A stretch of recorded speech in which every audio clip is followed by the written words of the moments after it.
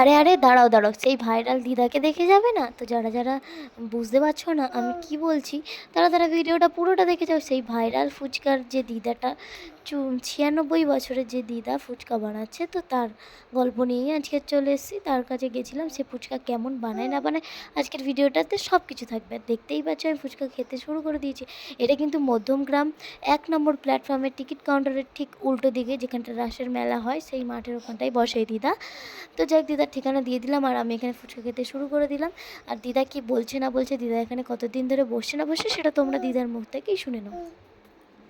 তার আগে আমি তোমাদের একটা কথা বলে দিই, যারা দিদা ঠাকুমার ভালোবাসা পাওনি, যারা দিদা ঠাকুমার ভালোবাসাটাকে বা পেয়েছো এখনও মিস করছো তাদের হাতের খাবার, তো সেই ক্ষেত্রে তোমরা এই দিদার কাছে আসতে পারো। দিদা একবারে খারাপ ফুচকা বানায় না, যা বানায় তাতে আমাদের দিদা ঠাকুমার কথা মন গড়িয়ে দেবে, এটা আমি বলতেই পারি।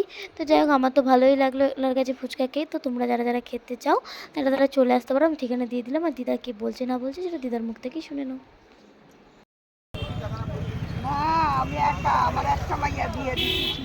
কোথায় মেয়ে শ্বশুরবাড়ি? শিলিগুড়ি। আসে? ও, তাহলে এখানে একা একা থাকতে হবে তাই না?